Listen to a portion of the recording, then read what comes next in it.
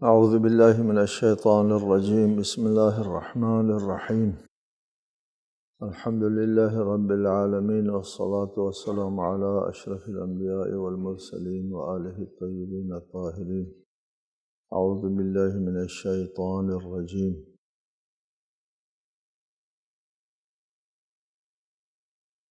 وَإِذَا قَرَأْتَ الْقُرْآنَ جَعَلْنَا بَيْنَكَ وَبَيْنَ الَّذِينَ لَا يُؤْمِنُونَ بِالْآخِرَةِ حِجَابًا مَسْتُورًا۔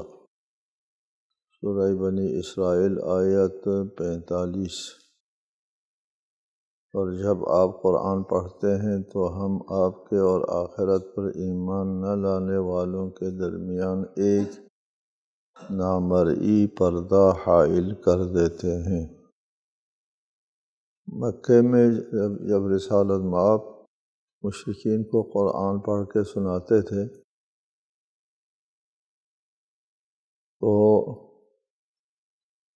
اس وقت لوگ آپ کو اذیت دیتے تھے، پتھر مارتے تھے اور دیگر اذیت دیتے تھے۔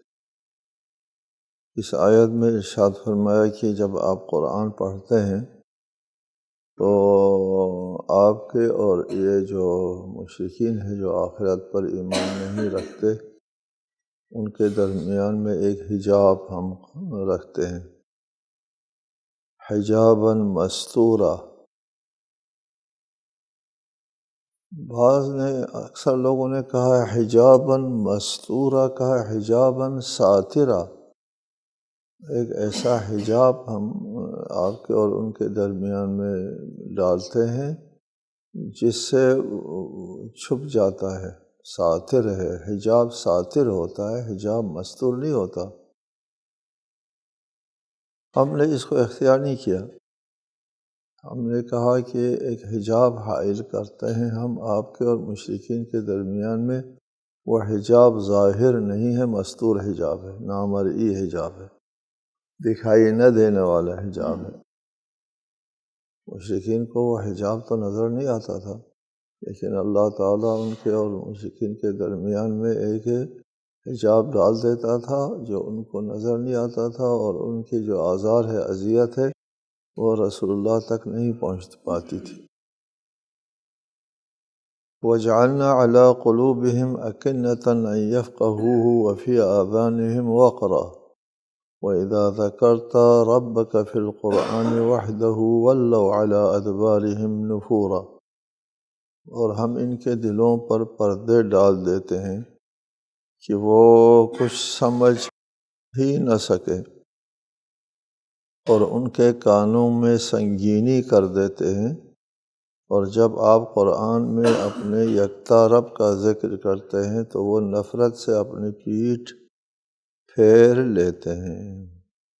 یہ اس قسم کی آیات کی تفسیر کئی بار ہو گئی، بہت بتایا۔ یہاں پر جو لوگ ہدایت کے قابل نہیں ہوتے، وَجَعَلْنَا عَلَىٰ قُلُوبِهِمْ أَكِنَّةً، دلوں پر پردے ڈال دیتا ہے اللہ تعالیٰ۔ یہ تعبیر یا یضل من یشاء، خدا جس کو چاہتا ہے گمراہ کر دیتا ہے۔ ختم اللہ علی قلوبہم، ان کے دلوں پر اللہ مہر لگا دیتا ہے۔ اس قسم کی یہ جو تعبیر ہے، ان سب کا مطلب یہ ہوتا ہے کہ اللہ تعالیٰ ان سے ہاتھ اٹھا لیتا ہے، ان کو اپنے حالت پر چھوڑ دیتا ہے۔ پہلے کئی بار بتایا کہ جب یہ لوگ ہدایت کے لیے نہیں ہے، حاضر نہیں ہے، آمادہ نہیں ہے، جس بات کے لیے انسان آمادہ نہیں ہوتا اس سلسلے میں کوئی بات سمجھ میں نہیں آتی، کوئی دلیل کارگر ثابت نہیں ہوتی، بات سمجھ میں آتی نہیں، تو اللہ تعالیٰ ان کو اپنے حال پر چھوڑ دیتا ہے۔ نہ چھوڑے تو کیا کرتا؟ دو صورتیں ہیں، یہ ایمان لانے والے نہیں ہیں، دل سے آمادگی ہرگز اس میں نہیں ہے، بلکہ نفرت ہے، نفرت دل میں نفرت ہے۔ جس کے دل میں نفرت ہے، آمادگی نہیں ہے، ان کو سمجھایا تو نہیں جا سکتا۔ آپ لاکھ دلیل دے دیں ان کے سمجھ میں بات نہیں آتی، اس نفرت کی وجہ سے۔ دماغ جو ہے ان باتوں کو جو ہے وہ قبول نہیں کرتا، کیونکہ دماغ میں نفرت حائل ہے۔ تو دو صورتیں ہیں، یا تو ان کو اپنے حالت پر چھوڑ دے، یا ان پر ایمان کو جبراً مسلط کر دے۔ اور تو کوئی صورت ہے نہیں، ایمان لانے کے لیے حاضر نہیں ہے تو کیا کرے، رہنے دے اپنی جگہ، یا ان پر ایمان جبراً مسلط کرے۔ یہ بتایا آپ کو پہلے بھی کہ اللہ تعالیٰ جبراً ایمان مسلط نہیں کرتا، اس کو ایمان نہیں کہتے جو جبراً مسلط ہو جائے۔ ایمان دل کا معاملہ ہوتا ہے، دل جبر کو نہیں مانتا، دل جبر کے سامنے نہیں جھکتا، دل جبر کی منطق نہیں سمجھتا، دل دلیل کی منطق، برہان کی منطق سمجھتا ہے۔ دلیل و برہان حاضر قبول کرنے کے لیے ان مشرکین کا دل حاضر نہیں، نفرت ہے اس دل میں، حاضر نہیں ہے تو اللہ تعالیٰ نے مجبوراً تو اس میں ایمان کو نہیں ڈالنا، وہ ایمان ہی نہیں ہوتا، وہ جبر کی منطق نہیں سمجھتا دل۔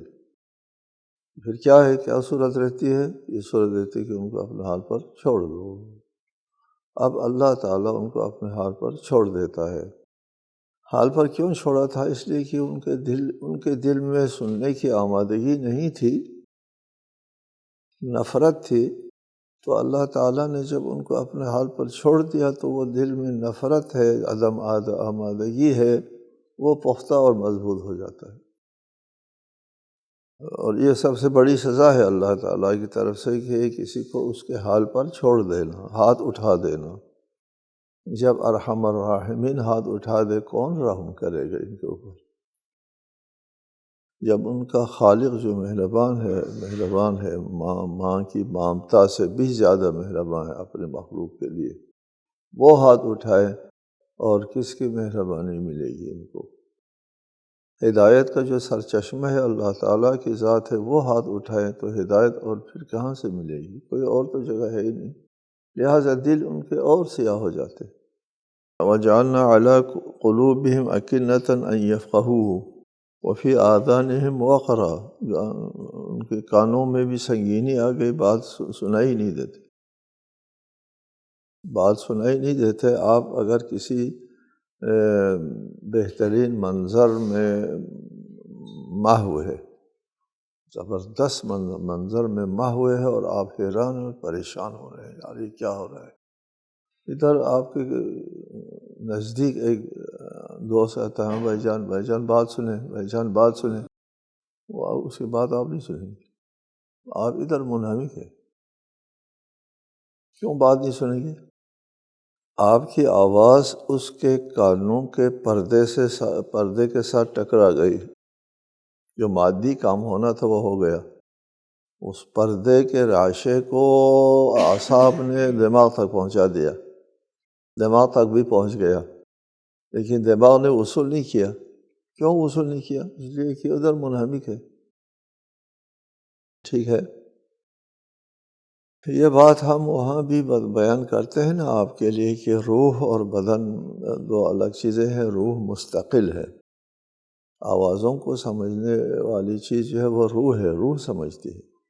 اب روح جو ہے وہ ادھر مشغول ہے، تو یہ آواز جو ہے وہ اس نے اپنا سارا کام کیا، نزدیک بیٹھ کر کے آواز دی۔ اگر آپ ادھر منہمک نہ ہوتے، اس سے بھی نحیف آواز کی طرف آپ نے متوجہ ہونا تھا اور سمجھ لینا تھا، لیکن روح آمادہ نہیں ہے کسی اور کو سننے کے لیے، وہ بہت مشغول ہے، اس لیے کہ وہ آواز دماغ تک پہنچ جاتی ہے، اس کے باوجود دماغ نہیں سنتا، روح یعنی روح نہیں سنتی۔ وفی آذانہم وقرا، اور ان کے وقر سنگینی کو کہتے ہیں، آذان میں سنگینی ہے، سنائی نہیں دیتا۔ جی، سنائی نہ دینے کی وجہ سے یہ نہیں کہ ان کے آنکھ جو ہے وہ اس میں بیماری ہے، وہ اونچا سنتے ہیں، آواز نہیں جاتی کانوں تک اور دماغ تک، ایسا نہیں ہے۔ ادھر ان کی روح اس کو قبول کرنے کے لیے آمادہ نہیں ہے۔ آواز دماغوں تک جاتی ہے روح قبول نہیں کرتی، یہ وہ پھر واپس ہو جاتے ہیں۔ وَإِذَا ذَكَرْتَ رَبَّكَ فِي الْقُرْآنِ وَحْدَهُ وَلَّوْا عَلَىٰ أَدْبَارِهِمْ نُفُورًا، اور اگر آپ قرآن میں صرف اللہ تعالیٰ کا ذکر کرتے ہیں تو وہ نفرت سے پیٹھ پھیر دیتے ہیں۔ یہ شرک کی علامت ہے، اس کو آپ لوگ یاد رکھیں۔ شرک کی علامات میں سے اہم ترین بہت سے، وَإِذَا ذُكِرَ اللَّهُ وَحْدَهُ اشْمَأَزَّتْ قُلُوبُ الَّذِينَ لَا يُؤْمِنُونَ بِالْآخِرَةِ، صرف اللہ تعالیٰ کے ذکر جو ہے وہ ان کے لیے قابل تحمل نہیں ہوتا۔ ایک محفل ہے، ایک مجلس ہے، اجتماع ہے، اس ایک اجتماع میں پہلے ان کی مرضی کے لوگ پڑھ رہے ہوتے ہیں اور بعد میں ذکر خدا پڑھنے والا آتا ہے، توحید کے موضوع پر پڑھنے والا آتا ہے۔ ہمارے اصطلاح میں خشک مضمون ہے، یہاں ادھر اللہ خشک ہے، باقی سب تر ہے، باقی سب چیزوں میں وہ اٹھ کے چلے جاتے ہیں، آدھا مجمع اٹھ کے چلا جاتے ہیں۔ وَلَّوْا عَلَىٰ أَدْبَارِهِمْ نُفُورًا، جب صرف اللہ تعالیٰ کا ذکر آتا ہے تو وَلَّوْا عَلَىٰ أَدْبَارِهِمْ نُفُورًا، نفرت کے ساتھ منہ بنا کر کے نکل جاتے ہیں۔ صرف ذکر خدا کے سننے کے لیے آمادہ نہ ہونا، ذکر خدا کے سننے کے لیے سننے سے نفرت کرنا شرک کی علامت، مشرک ہے، خواہ آپ اس کو لاکھ مومن کہیں، یہ قرآن کی صاف وہ ہے، علامت بتائی ہے۔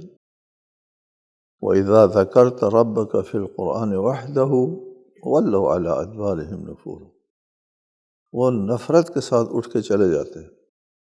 نحن اعلم بما يستمعون به اذ يستمعون اليك واذ هم نجوى اذ يقول الظالمون ان تتبعون الا رجلا مسحورا، ہم خوب جانتے ہیں کہ جب یہ لوگ آپ کی طرف کان لگا کر سنتے ہیں تو کیا سنتے ہیں اس کو اللہ جانتا ہے، اور جب یہ لوگ سرگوشیاں کرتے ہیں آپس میں سننے کے بعد تو یہ ظالم کہتے ہیں تم لوگ تو ایک سحر زدہ آدمی کی پیروی کرتے ہو۔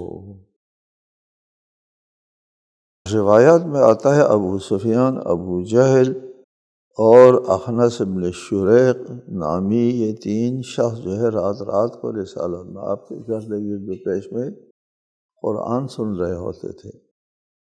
قرآن سن کے ان میں وہ آتا تھا کیف، اور خوش ہوتے تھے قرآن کی ملاحت اور قرآن کی فصاحت اور شیرینی سے وہ کیف کرتے تھے۔ اس کے لیے کوئی اس کونے میں بیٹھ کر کے سن رہا ہوتا تھا، کوئی اس کونے میں بیٹھ کر، کوئی آپس میں سب ان کو آپس میں پتہ نہیں کہ دوسرا آدمی سن رہا ہے اس طرف، تیسرا بھی دوسری طرف سن رہا ہے۔ یہ لوگ قرآن سنتے تھے، پھر جب ایک دوسرے کے سامنے آتے تھے تو پھر اور تو کوئی بات بنتی نہیں تھی کہ قرآن سے وہ لوگ اندر سے متاثر ہو رہے ہیں۔ اذ یستمعون الیک، آپ کی طرف وہ قرآن کو سنتے ہیں، واذ هم نجوى، جب آپس میں ملنے کے بعد سرگوشی کرتے ہیں تو پھر ہر کوئی کہتا ہے یہ تو کوئی جادو زدہ آدمی ہے، اس بات کو دل میں چھپا دیتے ہیں، اس تأثر کو جو قرآن کے سننے کے بعد ان کے دلوں کے اوپر جو ہے وہ نقش ہو گیا تھا، اس کو یہ سب چھپا رہے ہیں، اس کا اظہار نہ یہ کر سکتا نہ وہ کر سکتا ہے۔ چھپا کر کے کیا کہتے ہیں، ان تتبعون الا رجلا مسحورا، تم تو ایک سحر زدہ آدمی کی پیروی کرتے ہو، یہ جادو زدہ آدمی ہے اور جادو کی وجہ سے یہ ساری باتیں جادو کی کرتے ہیں۔ مشرکین مکہ رسالۃ مآب کو کاہن، جادو اور شاعر سب کہتے تھے، جبکہ ان کو خود پتہ تھا، یہ کہتے ہوئے پتہ تھا کہ رسول کاہن بھی نہیں ہے، شاعر بھی نہیں ہے، ساحر بھی نہیں ہے، جادوگر نہیں ہے، لیکن ان کے پاس کوئی اور توجیہ نہیں ہوتی تھی کہ آخر اس کی کیا کہہ کر ہم رد کریں ان کو، کوئی اور بات تو ملتی نہیں تھی۔ سب کو پتہ ہے کہ یہ سحر زدہ نہیں، جادو نہیں ہے، دیوانہ نہیں ہے، مجنون نہیں ہے۔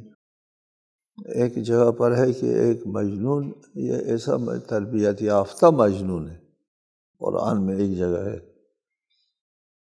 معلم المجنون، تربیت یافتہ مجنون ہے۔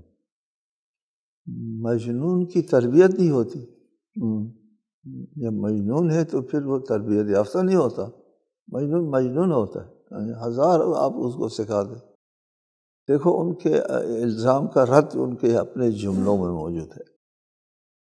اور پھر رسالۃ مآب کو ساحر کہنا، ساحر جادو اس کو کہتے ہیں جو معاشرے کے جو عام طور رائج ہے اس کے خلاف، اس سے مافوق کوئی چیز پیش کرے تو اس کو جادو کہتے ہیں۔ تو یہی قدر مشترک انہوں نے دیکھا کہ جادو بھی عام لوگوں کی روایات سے ہٹ کر کے مافوق ہوتا ہے، اور یہ صاحب بھی سب سے ہٹ کر کے ایک مافوق چیز بتا رہے ہیں، اس کو جادو ہی کہنا درست ہے۔ چنانچہ ان کے ایک مجلس میں سب نے کوئی تجویز دیا کہ حج کے موسم میں جب لوگ آئیں گے تو ہم کیا کہیں گے کہ یہ کیا ہے؟ لوگوں سے کہیں گے خبردار اس کو نہیں سننا، یہ کیا ہے کیا کہیں گے؟ تو کہا مجنون نے کہا یار مجنون کہنا جو ہے بات بنتی نہیں ہے، یہ زبردست عاقل ہے، کاہن کہیں گے وہ بھی نہیں بنتی ہے۔ آخر میں اس بات پر اتفاق ہو گیا کہ جادو ہی کہہ دو، پتہ ہے سب کو کیا کہیں گے، اس کو کیا کہیں گے، اور اگر وہ واقعاً دل سے سمجھتی کہ جادو ہے تو پھر تو سب کا اس پر اتفاق ہو جاتا، کیا کہیں گے نہیں، جو کچھ ہے وہی کہیں گے۔ لیکن وہ طے کرتے تھے کہ ہم کیا بات بنائیں گے، ہم یہ بات بنائیں گے یہ جادوگر ہے۔ یہ جادوگر کہنا خود دلیل ہے کہ رسالۃ مآب جو ہے وہ ان کے لیے مافوق ایک چیز بتا رہے ہیں۔ قرآن کریم جو ہے وہ ان کے کلام مخلوق سے مافوق چیز ہے۔ انظر کیف ضربوا لك الامثال فضلوا فلا يستطيعون سبیلا، دیکھ لیں ان لوگوں نے آپ کے بارے میں کس طرح کی مثالیں بنائی ہیں، بس یہ گمراہ ہو چکے ہیں، چنانچہ یہ کوئی راستہ نہیں پا سکتے۔ جی، یہ آپ کو مسحور کہنا، جادو زدہ کہنا جو ہے یہ ان کے اپنے شکست کی علامت ہے، شکست کی علامت ہے کہ آپ کے بارے میں وہ ایک ایسی بات کر دیتے ہیں جادو جو ان کو خود پتہ ہے کہ یہ جادو والا نہیں ہے۔ فضلوا، اس وجہ سے وہ لوگ گمراہ ہو گئے ہیں، فلا یستطیعون سبیلا، وہ کوئی نجات کا راستہ یہ لوگ نہیں پا سکیں گے۔ وقالوا اذا كنا عظاما ورفاتا أئنا لمبعوثون خلقا جديدا، اور وہ کہتے ہیں کہ جب ہم ہڈیاں اور ریزہ ہو جائیں گے تو کیا ہم نئے سرے سے پیدا کر کے اٹھائے جائیں گے۔ یہ مسئلہ بارہا مشرکین نے اٹھایا ہے پوری تاریخ میں کہ جب خاک ہو جائیں گے، ہم مٹی ہو جائیں گے تو پھر ہم دوبارہ اٹھائے جائیں گے۔ یہ ان کے لیے قابل فہم نہیں تھا، کہتے ہیں یہ دیوانہ ہے، اس قسم کی باتیں کرتے ہیں۔ یہ جو خاک ہوا وہ ہڈیاں اٹھا کے لاتے تھے، اس کو اگر دوبارہ زندہ ہو سکتا ہے تو پھر ہمارے آباء و اجداد کو زندہ کرو۔ جی، بہرحال ان کو تو اس چیز کا علم نہیں ہے کہ دوبارہ زندگی دینے اور دوبارہ اٹھانے کے لیے یہ عالم نہیں ہوتا، ایک اور عالم میں ہوتا ہے یہ کام۔ یہ بہرحال ان کے سمجھ میں نہیں آنا تھا۔ دوبارہ کہتے ہیں اسی دنیا میں دوبارہ اٹھوا کے دیکھو، ہمارے باپ دادا کو اٹھا کے دیکھو، یہ جو ٹکڑا ٹکڑا خاک ہو گیا ہے، اس خاک کو پھر دوبارہ کیسے جوڑیں گے، کیسے بنائیں گے۔ اس سلسلے میں گفتگو بہت زیادہ ہے کہ اللہ تعالیٰ کیسے اس خاک کو دوبارہ زندہ کریں گے۔ اول تو انسان کا یہ جسم جو ہے، اس ہمارا جسم یہ ہر وقت تحلیل ہوتا ہے اور ہمارے سیل جو ہے، جن سیلوں سے ہمارے جسم جو مرکب ہے، بنا ہوا ہے، وہ سیل ختم ہوتے ہیں، ان کی بھی عمریں ہوتی ہیں۔ وہ ہمارے تنفس کے ذریعے کاربن کی شکل میں وہ جل کے راکھ ہو جاتے ہیں، ختم ہوتا ہے۔ اس کی جگہ خون نیا سیل بناتا ہے، اور سیل گرتے بنتے ہیں اور 7 سال میں ہمارا پورا وجود بدل جاتا ہے۔ آپ کا مادی وجود اسی دنیا میں کئی بار ہباء منصور ہوتا ہے۔ آپ قبر میں جا کر کے وہ خاک ہو گیا کہتے ہو، جی ابھی اس نئے دور میں ہم کو پتہ چلا ہے نہ صرف خاک ہوتا ہے بلکہ یہ ہباء منصور ہوتا ہے، کاربن کی شکل میں فضا میں اڑ جاتا ہے، اور یہ کاربن جو ہے وہ درختوں کی غذا بن جاتی ہے۔ میرا جسم جو ہے وہ اڑ کے جاتا ہے، درخت کی غذا بنتی ہے، اور اس سے خوبصورت سیب، لذیذ سیب بنتا ہے۔ وہ سیب کوئی اور آدمی کھاتا ہے، تو میرا جسم کا حصہ جو ہے وہ سیب میں گیا، اور سیب اس کے جسم کا حصہ ہو گیا۔ تم اس خاک کی بات کرتے ہو، ہم اس سے آگے کی بات کرتے ہیں کہ یہ جسم دنیا میں کئی بار منحل ہوتا ہے، ختم ہوتا ہے، نیا جسم بنتا ہے، پھر ختم ہوتا ہے، نیا جسم بنتا ہے۔ ہمارا جسم زندگی میں کئی بار منحل ہوتا ہے، اور پھر اس کے بعد نیا جسم بنتا ہے۔ تم کہتے ہو کہ قیامت کے دن یہ جو خاک شدہ جسم ہے وہ دوبارہ کیسے بنتا ہے؟ ہم کہتے ہیں ہمارا یہ جسم دنیا میں دوبارہ سے بارہ بنتا رہا ہے، جی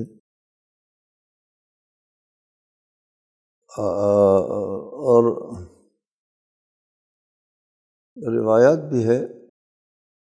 روایت ہے کہ شیعہ سنی دونوں روایت ہے۔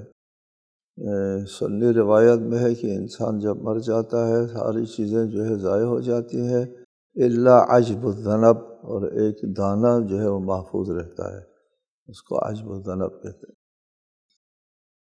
رائے کے دانے کے برابر چھوٹا سا دانہ محفوظ رہتا ہے۔ کل قیامت کے دن جو ہے وہی پھر بڑا ہوتا ہے، اور آدمی جو ہے وہ بن جاتا ہے۔ شیعہ روایت میں ہر چیز جو ہے وہ گل سڑ کر کے ختم ہو جاتا ہے الا الطین التی خلق منہ، سوائے اس طینت کے جس سے بندہ پہلے وجود میں آیا ہے، وہ طینت جو ہے وہ برقرار رہتی ہے، وہ فنا نہیں ہوتی، وہ اس سے پھر دوبارہ چیزیں زندہ ہوتی ہیں۔ سائنسی طور پر لوگوں نے تجربہ کیا ہے، کبھی مفصل بتائیں گے آپ۔ لوگوں نے تجربہ کیا ہے کہ ایک پتھر کو جلا دیا، راکھ کر دیا، اور پھر اس پتھر جس میں روئیدگی کا اصلا کوئی وہ نہیں ہے، وہ کر دیا، اور پھر اس کے بعد 3000 درجہ حرارت میں کیا، 2000 پہ کیا، پھر ٹھنڈا کیا، پھر اس کو فضا دے دی، زندگی کی فضا ہموار کر دیا، اور اس میں سے حیات دوبارہ شروع ہو گئی۔ یہ سائنسی تجرباتی دنیا میں بھی پتہ چل گیا کہ حیات جو ہے وہ اس میں خاک کے اندر وہ موجود رہتی ہے، زندہ رہتی ہے۔ اسی قرآن میں کریم میں فرمایا ہے، اسی سے استدلال کیا ہے، قُلْ كُونُوا حِجَارَةً أَوْ حَدِيدًا، آپ جواب میں کہہ دیجئے کہ تم لوہا بن جاؤ، ابھی تو خاک ہے نا، خاک میں تو رویدگی کی تھوڑی سی صورت اب تم نے دیکھ لیا ہے، خاک میں دوبارہ کوئی چیز بننے کی تھوڑی سی صلاحیت ہے۔ تم فرض کر دو لوہا، لوہے میں زندگی آنے کا امکان نہیں ہے تمہارے مطابق، حجارتاً یا پتھر، قل کونوا حجارتاً او حدیداً، پتھر بن جاؤ اور لوہا بن جاؤ، او خلقا مما یکبر فی صدورکم، یا کوئی ایسی مخلوق جو تمہارے خیال میں بڑی ہو، یعنی یہ تو اس میں تو زندگی نہیں آ سکتی ہے، وہ ہو جاؤ، ٹھیک ہے۔ او خلقا مما یکبر فی صدورکم فسیقولون، پھر وہ کہیں گے کہ یہ تو ابھی تو یہ وہ ہے، پتھر ہے، سٹیل ہے، اس میں زندگی کیسے آ جائے گی؟ جی، من یعیدنا، کون ہم کو یہاں سے پتھر سے اور سٹیل سے واپس کرے گا، اس میں سے دوبارہ زندگی کیسے لائیں گے؟ قل الذی، آپ جواب میں ان سے کہہ دیں، الذی فطرکم اول مرۃ، جس نے پہلی مرتبہ تم کو عدم سے وجود میں لے آیا، اور اب وجود سے دوبارہ اعادہ کرنا اللہ کے لیے آسان ہے۔ یہ بات اپنی جگہ آپ کے ذہن میں ہے، اللہ کے لیے آسان اور مشکل نہیں ہوتا کوئی کام، صرف ارادہ ہوتا ہے، ارادہ کرنا ہوتا ہے، جو بھی کام کرنا ہو سب کے لیے صرف ایک ارادہ چاہیے۔ اللہ کے لیے آسان اور مشکل نہیں ہے، لیکن ہمارے فہم کے مطابق کچھ بھی نہیں تھا، اس سے یہ بنانا خدا کے لیے ممکن ہوا، کچھ نہیں، عدم سے وجود میں ایجاد جب ممکن ہوا، اعادہ ہمارے لیے آسان لگتا ہے، ایجاد سے اعادہ آسان لگتا ہے۔ جس نے ایجاد کیا ہے اس کے لیے اعادے کے بارے میں سوال کرتے ہو۔ جب یہ جواب دیا گیا فَسَيُنْغِضُونَ إِلَيْكَ رُؤُوسَهُمْ، ہاں پھر وہ سر جو ہے وہ ہلائیں گے اپنے، ہاں جی، پھر وہ آپ کے آگے سر ہلائیں گے، کریں گے اور کہیں گے یہ کب ہوگا؟ جواب تو نہیں بنتا نا، کہہ دیجئے وہ وقت ہو سکتا ہے قریب ہو، قُلْ عَسَىٰ أَن يَكُونَ قَرِيبًا۔ لہٰذا اعادہ حیات کو، زندگی کو دوبارہ اللہ تعالیٰ کے لیے لے آنا جو ہے وہ ہوا احون الیہ، اللہ کے لیے آسان ہے، ایجاد سے اعادہ بہت آسان ہے۔ السلام علیکم ورحمۃ اللہ۔